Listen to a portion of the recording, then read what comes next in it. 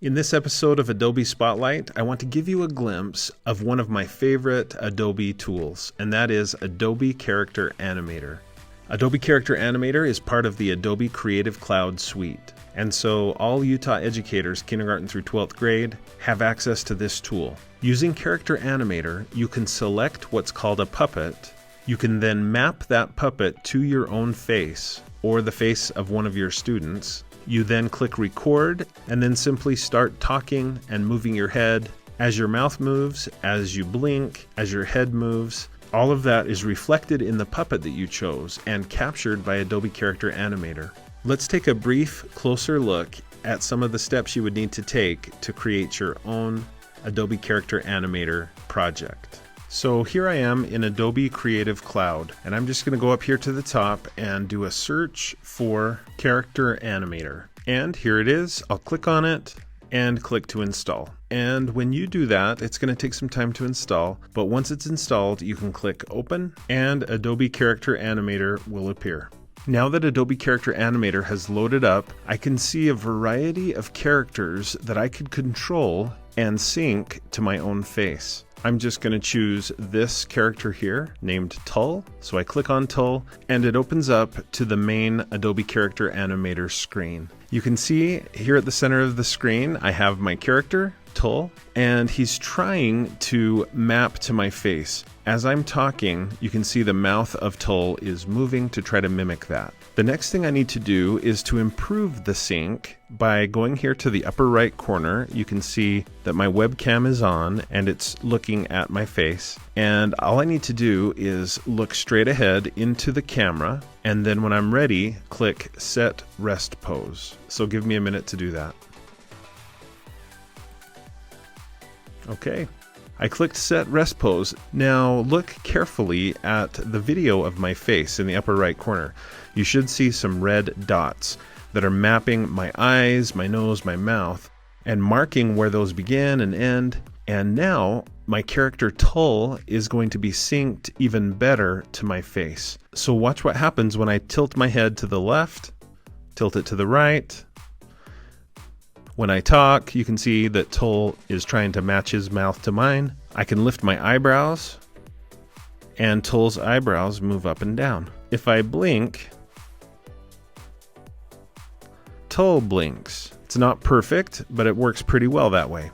So now that this character is mapped to my face, I could make Tull say any number of educational things. For example, he could summarize a short story that we've read in class. He could explain the water cycle or the steps for reducing fractions.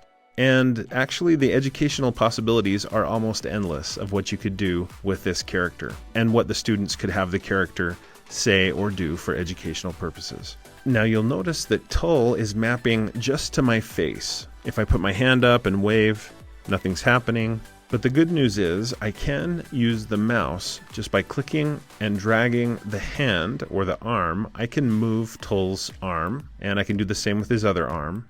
They're basically posable arms. In addition to just mapping to my face and having Tull copy me and clicking and dragging on his arms and hands, I also can use these triggers here at the left to make Tull do some extra things. And I'm going to pull those down so you can see them a little better. You can also create custom triggers to do just about anything that you want to do with the character. But let's take a look at the automatic triggers that come with this character.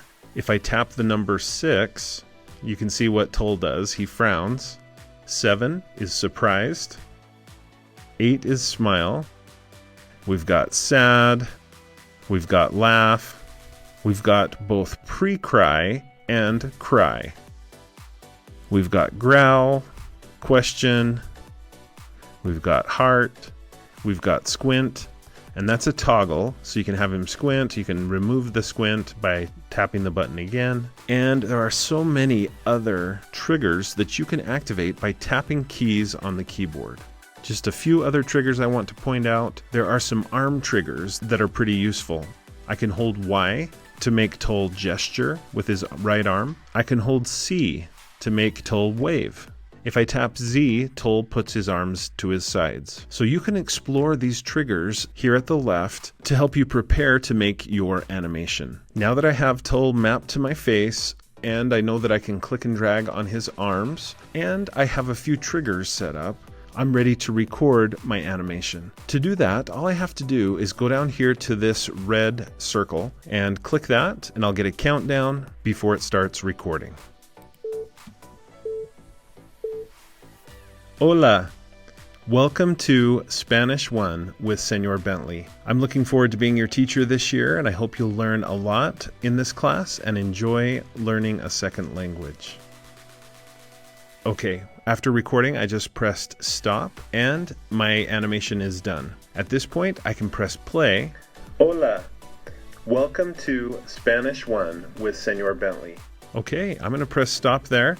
So think about how amazing this is, what I've just done. I've recorded an animation, yeah, it's just like 20 seconds or so, but I've created this animation simply by performing. And yes, I did click on the hands and I used a couple of triggers, but for the most part, it was a live performance that was recorded, and now each element of that recording can be edited.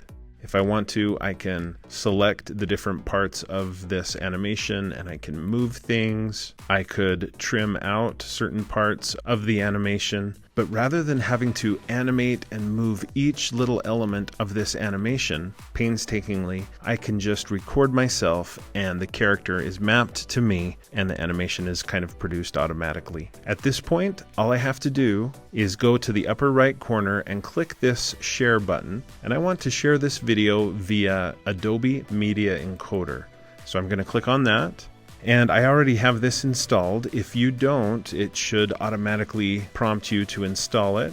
And here I'm just going to tell it where to download this scene to, and I'll click save, and then it opens Adobe Media Encoder. It's going to take a few seconds to do so. And then once Media Encoder is open, all I have to do is tap enter or return on the keyboard. Here it is. I'll just tap enter or return, and the process of outputting this animation as a video has begun. Okay, it's finished. I can close out of the media encoder and I'll open up my downloads folder, and here is my finished animation saved now as an MP4 video. Hola! Welcome to Spanish 1. So that's really all you need to know to get started using Adobe Character Animator to create educational content and to help your students do so. In a future Adobe Spotlight video, I may show more advanced features and techniques that you can use in Adobe Character Animator. So I hope that you'll think about ways in which you could use Adobe Character Animator in the classroom.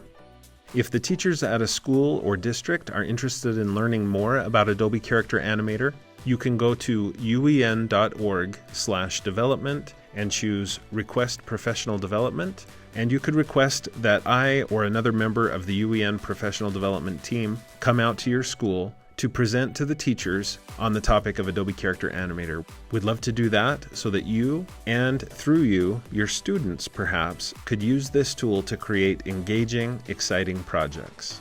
Thanks for watching this episode of Adobe Spotlight, and I hope you enjoy using Adobe Character Animator.